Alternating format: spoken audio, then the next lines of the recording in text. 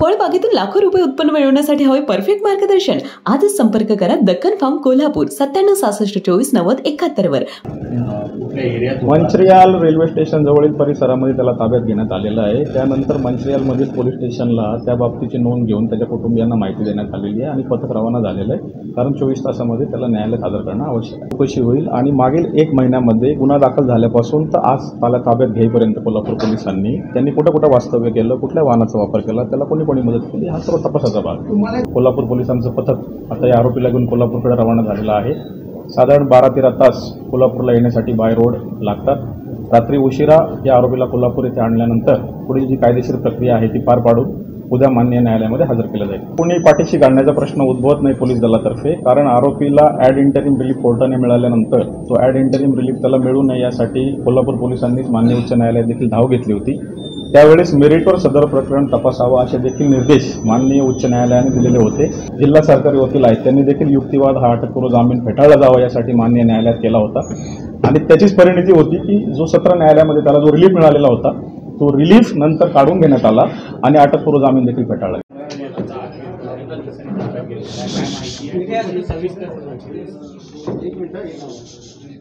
दिनांक 25 फेब्रुवारी 2025 रोजी म्हणजे मागील महिन्यामध्ये कोल्हापूरमधील इतिहासकार इंद्रजित सावंत यांच्या मोबाईल क्रमांकावर फोन करून त्यांना धमकी देणे आणि जे महापुरुष आहेत त्यांच्याबद्दल जे बदनामीकारक वक्तव्य केलं त्या अनुषंगाने जुना राजवाडा पोलीस स्टेशन येथे गुन्हा क्रमांक 140 हा विविध कलमाखाली दाखल झालेला होता.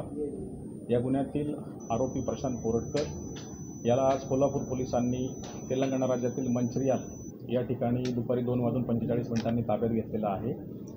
सदर पाहिजे आरोपीला गुन्हा दाखल झाल्यापासून तो फरार होता. त्याचा शोध नागपूर, इंदोर, मुंबई, चंद्रपूर घेण्यासाठी विविध पथकं ही गठीत केलेली होती. सदर आरोपीचा जामीन हा कोल्हापूर न्यायालयाने देखील अटकपूर्व जामीन फेटाळलेला होता आणि त्या अनुषंगाने सदर आरोपीने देखील माननीय न्यायालयामध्ये अटकपूर्व जामीन मिळण्यासाठी अर्ज केलेला होता. अर्जाची सुनावणी मागच्या आठवड्यात माननीय उच्च न्यायालयात झाली. त्यामध्ये कुठलाही दिलासा देण्यास न्यायालयाने त्याला नकार दिलेला होता. आज देखील त्याची सुनावणी होती, परंतु सुनावणी 4:30 वाजता होती. त्यापूर्वीच कोल्हापूर पोलिसांनी त्याला ताब्यात घेतलेला आहे. त्यामुळे सदर जो अटकपूर्व जामिनाचा अर्ज आहे तो माननीय न्यायालयाने डिस्पोज ऑफ केलेला आहे. दुपारी 2:45 वाजता स्थानिक पोलीस स्टेशन या ठिकाणी माहिती देऊन कोल्हापूर पोलिसांचं पथक आता या आरोपीला घेऊन कोल्हापूरकडे रवाना झालेलं आहे. साधारण 12-13 तास कोल्हापूरला येण्यासाठी बाय रोड लागतात. रात्री उशिरा या आरोपीला कोल्हापूर येथे आणल्यानंतर पुढील जी कायदेशीर प्रक्रिया आहे ती पार पाडून उद्या माननीय न्यायालयामध्ये हजर केलं जाईल. तर तेलंगणामध्ये असल्याची इन्फॉर्मेशन कशा पद्धतीने मिळाली, कसं बरं? बऱ्याच अँगलने तपास कोल्हापूर पोलीस दल करत होतं. त्यामध्ये राजवाडा पोलीस स्टेशनचे देखील 2 पथकं होती. स्थानिक गुन्हे शाखेची देखील पथकं गठीत केलेली होती. जी माहिती बरीचशी माहिती ही आम्हाला प्रसारमाध्यमांमधून देखील मिळत होती. मध्ये काही दिवसापूर्वी बातमी आली होती की तो चंद्रपूर येथे वास्तव्यास होता. त्या ठिकाणी जाऊन देखील चौकशी ही राजवाडा पोलीस स्टेशनच्या पथकाने केलेली होती. काही टोल नाक्यावरचे फुटेजेस चेक केलेले होते. काही वाहनं होती. एका CCTV फुटेजमध्ये एका वाहनामध्ये जाताना तो आढळला आणि त्यानंतर मग पुढील पथक ही तेलंगणाकडे रवाना करण्यात आले. तो फरार असताना कुठल्या वाहनाचा वापर करत होता आणि लोकेशन चेंज? आता ही सर्व बाब आरोपीला आज इथं आणल्यानंतर उद्या न्यायालयामध्ये त्याला जेव्हा प्रोड्यूस केलं जाईल आणि त्यामध्ये त्याची पोलीस कोठडी घेतली जाईल तर मागील 1 महिन्यामध्ये हा गुन्हा घडल्यापासून कुठे कुठे आरोपीने वास्तव्य केलेला आहे, कोणत्या कोणत्या वाहनांचा वापर केलेला आहे तो सर्व तपास केला.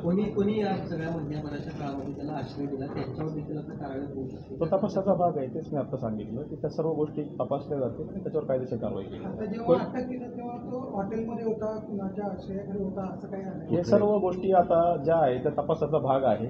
कारण त्याला अटक झालेली नाही, त्याला ताब्यात घेतलेलं आहे आणि पोलिसांनी ताब्यात घेतल्यानंतर 24 तासाच्या आत माननीय न्यायालयात हजर करावं लागतं. तर सध्या टीम आता त्याला घेऊन निघालेली आहे. साधारण 12-13 तास प्रवास करून पोहोचेल रात्री.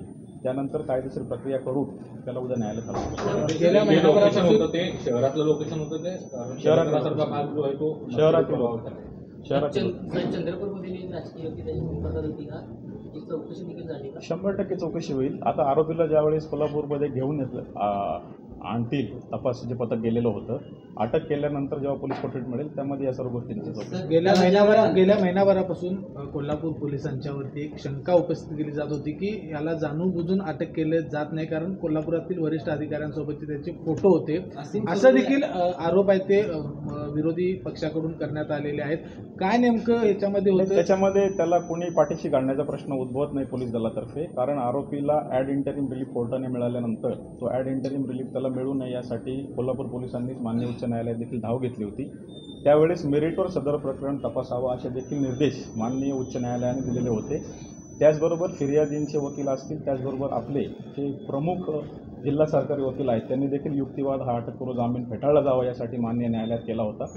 आणि त्याचीच परिणिती होती की जो सत्र न्यायालयामध्ये त्याला जो रिलीफ मिळालेला होता तो रिलीफ नंतर काढून घेण्यात आला आणि अटकपूर्व जामीन देखील फेटाळला गेला. गुन्हा दाखल झाल्यानंतर आठवडाभरानंतर त्यानं आपला मोबाईल आहे तो पत्नीकडे जमा केला आहे.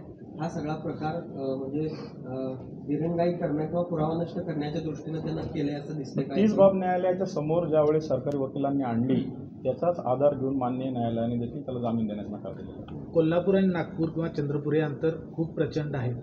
काय अडचणी येत होत्या या महिनाभरामध्ये? एकीकडे तुमचा तपास चालू होता, मात्र शंका देखील उपस्थित केली जात होती. सध्याच्या युगामध्ये ज्यावेळेस आपण एखाद्या फरार आरोपीचा तपास करतो त्यावेळेस आपल्याला तांत्रिक विश्लेषणाची मदत मिळते, जसं काही आपण कोणी मोबाईल वापरत असेल, इंटरनेटचा वापर करत असेल. परंतु जर आरोपी मोबाईल वापरत नसेल किंवा इंटरनेटचा वापर करत नसेल तर त्या तांत्रिक तपासावर मर्यादा येतात. त्यामुळे जे माहितीगार लोक असतात किंवा जी माहिती काढली जाते तपास पथकांकडून त्याला वेळ लागतो, परंतु त्याला रिझल्ट मिळतो. तर अंतरिम जामीन त्याला ज्यावेळी मंजूर केला गेला त्यावेळी शंका उपस्थित केल्या गेल्या होत्या. तो अंतरिम जामीन त्याला देत असताना तुम्हाला किंवा सरकारी पक्षाला म्हणणं घेतलं गेलं नव्हतं का? काय नक्की माननीय न्यायालयामध्ये ज्यावेळेस आरोपीने अटकपूर्व जामिनासाठी अर्ज केला होता त्यावेळेस तो अर्ज दाखल केल्यानंतर न्यायालयाने त्यांना ॲड इंटरिम रिलीफ दिलेला होता आणि अटकपूर्व जामिनावर सुनावणी ठेवली होती. त्यावेळेस पोलिसांचं म्हणणं ऐकण्याची तजवीज ठेवली होती, परंतु त्याला विरोध म्हणून आम्ही हायकोर्टमध्ये अपील केलेलं होतं आणि मग माननीय न्यायालयाने उच्च न्यायालयाने देखील कोर्टाला निर्देश दिले होते की आपण मेरिटवर या केसचा निर्णय घ्यावा. दिली गेली नव्हती का? कल्पना ही कोर्टाकडून दिली जाते. ॲड इंटरिम रिलीफ मंजूर करताना अटकपूर्व जामिनाची सुनावणीची तारीख ही न्यायालय कळवतं आणि पोलिसांचं देखील म्हणणं मागवतं. चकवा इतका एक महिना चकवा देत असताना प्रशांत कोरटकरनं म्हणजे कशा पद्धतीनं तो चकवा देऊ शकतोय असं वाटतं? कारण एक महिना तरी आता तो तपासाचा भाग आहे. सर या सगळ्या गोष्टीवरती तुम्ही एका बाजूला तपास करत असताना दुसऱ्या बाजूला मुख्यमंत्री त्याचे प्रमुख म्हणून सांगत होते की कुठेही लपला तरी त्याला अटक करू. मुख्यमंत्र्यांचं मॉनिटरिंग सुरू होतं का? आता ज्यावेळी पहिला तुम्ही सांगितलं की अटक केली त्यावेळीचे रिॲक्शन काय? नाही, मुख्यमंत्र्यांचे पहिल्या दिवसापासूनच आदेश आहे की महापुरुषांची बदनामी करणाऱ्या व्यक्तीला कोणीही पाठीशी घालू नये आणि शासन असेल किंवा प्रशासन असेल ते देखील पाठीशी घालणार नाही. त्यामुळे जो युक्तिवाद मान्य सत्र न्यायालयात केला गेला, उच्च न्यायालयामध्ये केला गेला आणि आज देखील सुनावणी होती, मागच्या आठवड्यात देखील सुनावणी पार पडली, त्यावेळेस देखील विरोध हा संबंधित तपासी अधिकारी किंवा कोल्हापूर पोलीस दलातर्फे करण्यात आलेला आहे त्याच्या अटकपूर्व जामिनाला. विरोधी पक्षाकडून असंही म्हटलं जाते की याला कोल्हापूर पोलिसांनी पकडलं नाही तर त्याने स्वतःहून सरेंडर झालाय. काय खरं आहे? आता मी प्रशासकीय अधिकारी म्हणून कोण काय बोलतो त्याच्यावर प्रतिक्रिया देणं योग्य ठरणार नाही. आम्ही जो तपास करतोय तो समोर येईल. पण पकडलं का तो सरेंडर झाला स्वतः? त्याला पकडलेला आहे. सर, जिल्हा सत्र न्यायालयामध्ये ज्यावेळी दुसरी सुनावणी या संदर्भातली झाली त्यावेळी त्याचा जामीन रद्द करण्यासाठी जो पोलिसांकडून अर्ज केला गेला होता तो कायद्याच्या तरतुदीत नसलेला किंवा तो कालबाह्य असलेला अर्ज तो दाखल केला गेला होता सांगितलं. अर्ज नामंजूर कसा केला कोर्टाने त्याचा अटकपूर्व? त्याला आता ताब्यात घेतलं त्यावेळेला कोणत्या परिस्थितीत होता, नेमकं कुठं होता, कुठल्या एरियात? मंचरियाल रेल्वे स्टेशन जवळील परिसरामध्ये त्याला ताब्यात घेण्यात आलेलं आहे. त्यानंतर मंचरियालमधील पोलीस स्टेशनला त्या बाबतीची नोंद घेऊन त्याच्या कुटुंबियांना माहिती देण्यात आलेली आहे आणि पथक रवाना झालेलं आहे, कारण 24 तासामध्ये त्याला न्यायालयात हजर करणं आवश्यक आहे. आपल्याकडे जे मोबाईल सबमिट करण्यात आलं होतं त्याचा डेटा डिलीट करण्यात आला होता, तो डेटा रिकव्हर करण्यामध्ये तो डेटा जो मोबाईल त्यांनी नागपूर पोलिसांकडे पत्नीकरवी सबमिट केला होता तो नागपूर पोलिसांनी नंतर राजवाडा पोलीस स्टेशनला हँडओव्हर केलेला आहे. तो मोबाईल आता फॉरेन्सिक लॅबकडे तात्काळ पाठवण्यात आलेला आहे. आता त्याचा अहवाल अप्राप्त आहे. तो अहवाल आल्यानंतर सगळ्या गोष्टी क्लिअर होतात. त्यांनी गाड्या देखील त्याच्यावर या सगळ्या काळामध्ये होता. नागपूर पोलिसांनी देखील ज्यावेळेस पथक नागपुरात गेलेलं आहे कोल्हापूर पोलिसांचं त्यावेळेस संपूर्ण सहकार्य केलेलं आहे आणि त्यांची मदतच झालेली आहे.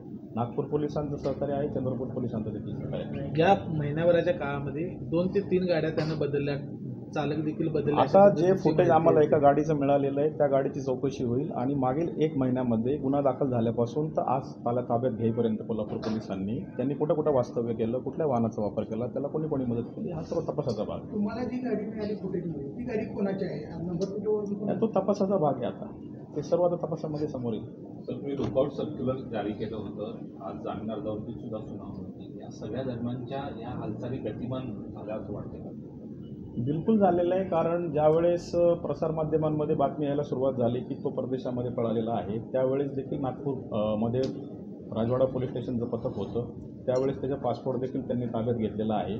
आता पासपोर्टशिवाय परदेशात जाणं शक्य नाही आणि लुकआउट सर्क्युलर देखील त्याआधीच इश्यू करण्यात आलेलं होतं. परंतु परदेश प्रवास न केल्यामुळे पासपोर्टची आपल्याकडे उपलब्ध असल्यामुळे ती गोष्ट क्लिअर झाली की तो परदेशात गेलेला नाही. क्या कहेंगे, पूरा 1 महीने के बाद को अरेस्ट किया है, कहाँ पर अरेस्ट किया, किस हालात में अरेस्ट किया, कब? दक्कन फार्म तुम्हाला मिळवून देणार उच्च नफा आणि समृद्ध भविष्यातील शेती. फळबागेतून लाखो रुपये उत्पन्न मिळवण्यासाठी हवंय परफेक्ट मार्गदर्शन. दक्कन फार्मच्या कॉन्ट्रॅक्ट फार्मिंगच्या माध्यमातून तुमचं हे स्वप्न होईल साकार. आधुनिक शेती तंत्रज्ञान आणि तज्ञांच्या मार्गदर्शनाने आजच वळा आधुनिक शेतीकडे. आपल्या शेतीचे उत्पन्न वाढवा दक्कन फार्मच्या मदतीने. दक्कन फार्म आपल्या फळबागेला उच्च नफा मिळवून देणारा परफेक्ट मार्ग. आज संपर्क करा दक्कन फार्म कोल्हापूर 97 66 24 90 71 वर.